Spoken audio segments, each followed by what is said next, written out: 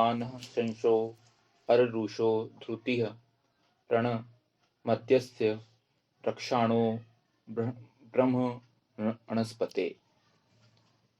हमारी प्रशंसा और उत्पात करने वालों की हिंसा मरणशील की नष्ट ना हो, रक्षा करो हमारे लिए हे ब्रह्मांड नायक। यह ऋग्वेद के प्रथम मंडल के 18वें सूक्त का तीसरा मंत्र है।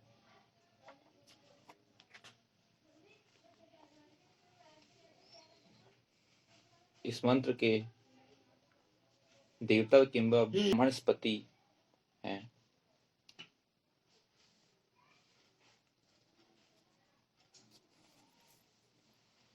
छंद पिपीलिका मध्या निश्रद तथा संपूर्ण सूक्त का स्वर षड्ज है।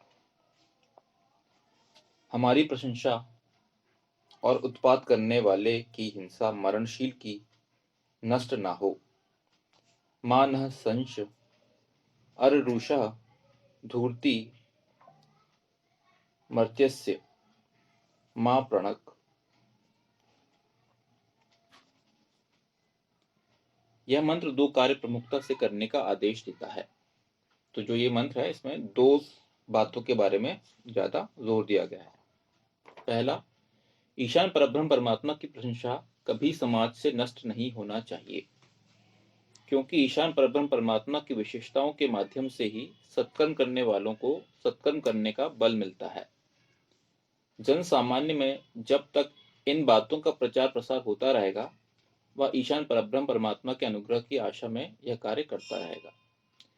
इस हेतु ईशान परब्रह्म परमात्मा का निराकार होना, सर्वत्र व्याप्त होना, सर्वशक्तिमान होना, सर्वज्ञ होना, दयालु होना, न्यायकारी होना, रोगों को नष्ट करने वाला होना, पापों को नष्ट करने वाला होना आदि गुणों का प्रचार प्रसार जन सामान्य में नैतिक व चारित्रिक बल उत्पन्न करता है। तो पहली चीज ये बताई गई है कि हमेशा ईशान की प्रशंसा के बारे में, ईशान ईश्वर की प्रशंसा के बारे में हमेशा वो जो चीज है ये समाज में कभी भी नष्ट नहीं होनी चाहिए, ये हमेशा ही रहनी चाहिए, क्योंकि ये चीज हमारी सीधे सीधे कनेक्ट होती है आस्तिकता से। क्योंकि जब हम अगर बात करते हैं वेद की, तो वेद में पहली चीज जो पहला हमारा आधार स्तंभ है वह ईशान है, वो केवल एक है कि हम बात करते हैं। तो अगर समाज में ईशान की प्रशंसा या ईशान के अस्तित्व की बातें समाप्त हो जाएंगी, तो वहीं पहले तो विनाश की तरफ आप जाते हो। अगर हम इसका एग्जाम्पल पहले के टाइम में लें, जिस टाइम में सबसे ज्यादा कमी आई लोगों के धर्म में, लोगों के जीवन में, वो आई साम्यवाद के समय में। कम्युनिज्म ने ये चीज एकदम क्लियर, देखिए अगर आप इसको ऐसे सोचिए कि पहले क्या और अभी क्या, हमेशा जो कंपैरिजन होता है, हमेशा जो आप दोनों को कंपैरिजन हमेशा किसी ना किसी चीज को रख के ही आप कर पाते हैं। मतलब क्या आपको हमेशा ये किसी दूसरी चीज से दूसरी चीज को कंपेयर करना पड़ेगा, क्योंकि एक सिंगल चीज कभी कंपेयर नहीं हो सकती। हमेशा कंपेयर करने के लिए दो चीजों को आपको रख के कंपेयर करना पड़ेगा। तो आप ये पहली चीज तब देखिए जब साम्यवाद अपने चरम पे था, जिस टाइम में नास्तिकता एकदम छाई हुई थी। और एक वो टाइम जब आज का टाइम, अगर हम आज के टाइम को पहले के टाइम से कंपेयर करते हैं तो हमें समझ में आएगा कि जमीन अभी आज के टाइम को हम क्या बोल रहे हैं। आज के टाइम में हमारे ये जो पहली बात लिखी गई है विशेषता के बारे में, आज के टाइम में वो बात एक्चुअल में अप्लाइड है इस समय समाज में अब जिस टाइप से हम अगर अभी का देख रहे हैं तो हमें क्लियरली समझ में आएगा कि ईश्वर की आस्तिकता या ईश्वर के प्रचार प्रसार प्रशंसा, इन चीजों की इस समय ये बहुत ज्यादा अप्लाइड है इस समय समाज में। आस्तिकता एक नया मॉडर्न होना हो गया है। अगर आप इसको ये देखोगे कि अगर पहले के टाइम में लोग बाहर घूमने जाया करते थे, इस समय लोगों का अगर आप देखेंगे स्पेंड का बात करेंगे, अगर लोगों के ट्रेवल एंड टूरिज्म में अगर आप देखोगे तो आपको क्लियर समझ में आएगा कि गवर्नमेंट का भी पूरा का पूरा फोकस ट्रेवल एंड टूरिज्म में उन जगहों पे है जहाँ पे लोगों की आस्था होती है। इसलिए आप देखोगे ये करंट जो गवर्नमेंट है, ये गवर्नमेंट आपको पूरी तरह से जितने भी आप जो भी आपके बड़े बड़े हमारे जो धन के स्थान हैं, जैसे कि ज्योतिर्लिंग हो गए, अभी राम मंदिर समय जो हुआ, इन सब में गवर्नमेंट ने बहुत ज़्यादा तरीके से इनको इन पे पैसा खर्च करी है और नए तरीके से इनको डेवलप करी है। अगर आप उज्जैन की कॉरिडोर की बात करोगे या बाकी जगह वाराणसी के मंदिर की बात करोगे, वहाँ पे सब कॉरिडोर नए-नए बने हैं। क्यों? ये क्यों बना? अगर मुझे बताइए, अगर ये इसमें फोकस तभी हुआ जब लोगों की आस्था बढ़ी है। नहीं तो गवर्नमेंट को कुछ नहीं पड़ा है कि भाई ये सब चीज़ों को वो नए तरीके से बनाएँ।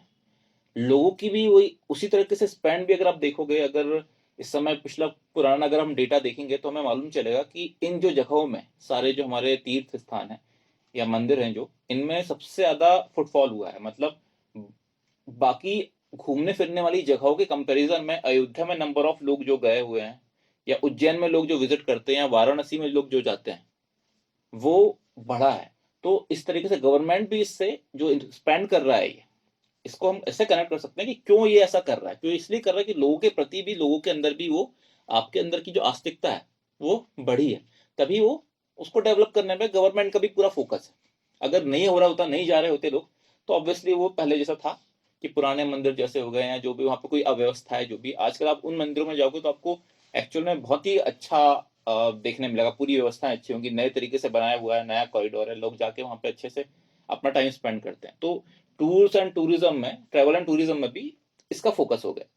अब यहीं पे हम अगर पुरानी बात लेते चलें, जहाँ पे नास्तिकता का प्रचार प्रसार था, ठीक है, या जो ये चीज थी, उस टाइम में आप देखोगे, आप हमेशा पतन की तरफ जाते थे। इंडिया का कहीं पे अगर वो जो भी आप नंबर देखोगे आज की डेट में, इंडिया कल ही एक नया डेटा आया है कि इंडिया का जो जीडीपी है वो 8.4 8.5, मतलब इस समय ग्रो कर रहा है इंडिया। उस टाइम में ग्रो नहीं करता था, उस टाइम में इंडिया नीचे की तरफ जाता था। तो ये सब चीजें हैं, आपको इन्हीं जो मंत्र हैं, इनसे आप हमेशा कंपैरिजन करके आप डिसाइड कर सकते हो कि पहले क्या और अभी क्या। तो यहाँ पे ये ईशान का जो वेद मंत्र है, वो बहुत क्लियरली आपको हमेशा, जब कोई भी मंत्र को पढ़ेंगे और उसको समझने की कोशिश करेंगे, आप हमेशा, आपको खुद समझ में आ जाएगा कि क्या है पहले और क्या है अभी। तो पहले का टाइम और अभी का टाइम, तो ईशान का क्लियर कट यहाँ पे बताया गया है इस मंत्र में कि कभी भी प्रशंसा जो है, देखिए ईशान को अपनी प्रशंसा कराने का कोई शौक नहीं है शरणों मित्र, लेकिन पॉइंट ये है कि प्रशंसा मतलब आस्तिकता अगर बनी रहेगी समाज में, तो इसका फायदा समाज के लोगों को ही होने वाला है। तो आज की डेट में लोगों को इसका फायदा हो रहा है। आज की डेट में अगर हम देखेंगे, इन चीजों से लोगों का अगर आस्तिकता की तरफ झुकाव बढ़ा है, तो लोग इससे, इंडिया धीरे धीरे लोगों की प्रगति और लोगों की खुशी, ये सब चीजें कनेक्टेड है इन सब चीजों से। ईशान का जीवन में रहना, ईशान को पे आस्तिकता, ईशान प्रणिधान अगर आपका रहेगा, अभी हम ऑब्वियसली, अभी हम अपने जो भगवान है उनको स्टेप्स लेते हैं, अगर हम ईशान की तरह लें, भी पूरी तरह से ये चीज एकेश्वरवादी इंडिया में तो नहीं है, लेकिन हम कुछ तो पहले से बेटर मान सकते हैं। अगर भगवान राम, भगवान कृष्ण को ही अगर ईश्वर की तरह मान के हम ऐसा करते हैं, उसके भी फायदे हैं। तो आपको बेस्ट तो वही होगा कि जब सब लोग वेद के हिसाब से चलें, बट आज की डेट में अगर जो भी लोग मान रहे हैं उसके हिसाब से भी उन्हें उसके फायदे मिल रहे हैं। तो पॉइंट यही होता है।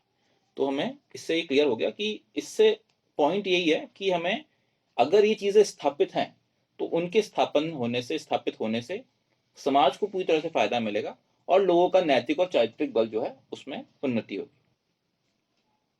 रक्षा करो हमारे लिए, हे ब्रह्मांड नायक, रक्ष नः ब्रह्मण स्पते।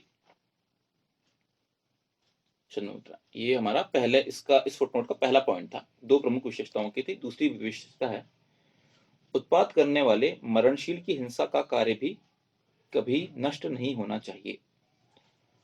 दुष्ट दलन का कार्य कमजोर पड़ने पर ही सामाजिक संतुलन बिगड़ता है और वे शक्तिशाली होकर जन सामान्य पर अत्याचार करते हैं। धर्म संस्थापन हेतु भगवान कृष्ण ने प्रमुखतः दो कार्य किए जाने आवश्यक बतलाए थे।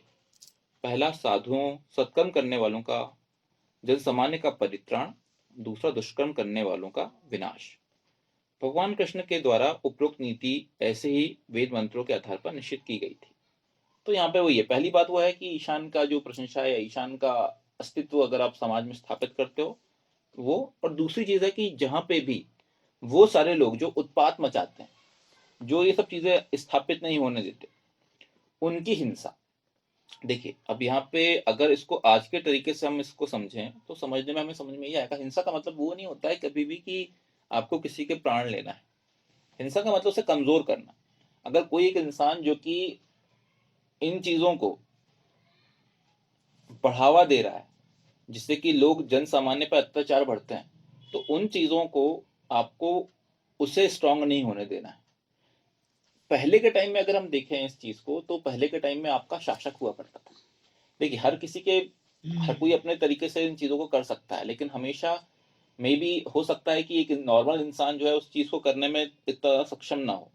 तो हमेशा से हमारे यहाँ पे चला, पहले के टाइम में भी साधु, जो हमारे साधु संत होते थे, वो जाके सीधे भगवान कृष्ण या भगवान राम के पास जाते थे कि हमारे ऊपर ये अत्याचार कर रहे हैं, ये राक्षस और ये जो है। तो उसमें वो इतने स्ट्रांग थे कि वो उसमें हेल्प करते थे। आज की डेट में अगर इस चीज़ को हम देखा जाए, तो आज की डेट में हमारे पास सरकार होती है। तो वो जो सरकार है, उस सरकार का एक्चुअल में रिस्पॉन्सिबिलिटी है कि लोगों को प्रॉब्लम नहीं होनी चाहिए, और जो लोग ये प्रॉब्लम क्रिएट करते हैं, उन लोगों को आपको उन्हें उनकी शक्ति समाप्त करनी है। तो अगर हम अपना एग्जांपल देखें, इंडिया में अगर हम देखें, तो इस समय जो हमारे प्रधानमंत्री हैं, या हम ऐसे एग्जांपल देखें, अगर हम देखिए, अगर क्राइम के हिसाब से आप देखोगे, तो उत्तर प्रदेश का जो स्थान था वो बहुत पहले ऊपर हुआ करता था। पहले के टाइम में उत्तर प्रदेश मतलब तो सबसे ज्यादा आबादी वाला प्रदेश, और वहाँ पे जो अपराध है, अपराध की संख्या भी बहुत ज्यादा हुआ करती थी। लेकिन वहीं पे अगर एक ऐसा शासक आता है, शासक या आप हमारे केस में, इस केस में हम मुख्यमंत्री ले लेते हैं, तो जो भी आप पे जहाँ पे जाएगा, वहां पे अगर वो उस चीज को स्थापित करता है, तो उस चीज से आपको वाकई जन सामान्य को फायदा होगा। तो अगर वहां के मुख्यमंत्री का देखें, तो उन्होंने, या हम अपने मध्य प्रदेश की बात करें, तो वहां पे सीधे क्लियरली ये किया गया था, जहां पे जो भी अपराध को आगे बढ़ाएगा, उसको, वो अपराधी ही डरेगा इस चीज से। तो आज की डेट में उन चीजों का, उन प्रदेशों में के जो, अगर आप देखें, जीडीपी का बढ़ना या ओवरऑल प्रदेश का ग्रो करना, वो इन सब चीजों के कारण ही होता है। अगर देखिए, वहां के लोगों को अगर उत्थान करना है, आज की डेट में मैंने देखा हूं कि जितना मुझे समझ में आ रहा है कि उत्तर प्रदेश, जो कि पहले के टाइम में एक ऐसा प्रदेश हुआ करता था जिसमें कि बिल्कुल भी लोग जिसको राइट ऑफ कर दिए थे, मतलब उसको बिल्कुल कभी दिखाई नहीं करते थे। लेकिन आज की डेट में जो गवर्नमेंट का फोकस है, सबसे ज्यादा उत्तर प्रदेश में। क्यों? क्योंकि वहां पे अब आप, जहां पे अपराध अत्याचार सीधे आगे बढ़िया करती थी, उस पे आप कंट्रोल करके अब उसे आप उत्थान की तरफ लेके जा रहे हो। तो ये सब जो दोनों चीजें हैं, ये दोनों मंत्रों की जो बात है, ये आप आज की डेट में इन चीजों को समझ सकते हैं, या मध्य प्रदेश या जो भी प्रदेश की बात करें, तो इन सब चीजों को आपको आज की डेट में ही समझना पड़ेगा। ओवरऑल इंडिया की बात करते हैं हम, इंडिया के टाइम में पहले की जो हमारी सरकार हुआ करती थी, वो जो हम पे कभी किसी ने आक्रमण कर दिया, कुछ भी कर दिया, या लोगों के, हमारे यहाँ के हम पे अटैक हो गया, टेररिस्ट अटैक हो गया, तो हम सिर्फ और सिर्फ सहानुभूति बताते थे कि इसकी हम निंदा करते हैं, यही करते थे बस हम। हमारी जो सरकार बोलती थी, इसकी हम कड़ी निंदा करते हैं। लेकिन आज की डेट में आप इस चीज को, कड़ी निंदा तक बात ही नहीं आती। आज की डेट में रिटेलिएशन है, आज की डेट में आप उनको मुंह तोड़ जवाब देने जाते हैं। तो पहले की कंडीशन और आज की कंडीशन में क्लियर कट होगा, आपको समझ में आएगा कि अगर एक स्ट्रांग गवर्नमेंट है, एक स्ट्रांग सेट ऑफ लोग हैं जो जुड़े हुए हैं, वो आपको करेंगे। हमारी प्रशंसा और उत्पात करने वाले की हिंसा मरणशील की नष्ट ना हो, रक्षा करो हमारे लिए, हे ब्रह्मांड नायक। ओम मानः शंसो अररुषो धूर्ति प्रणत मध्यस्य रक्षाणो ब्रह्मण स्पते।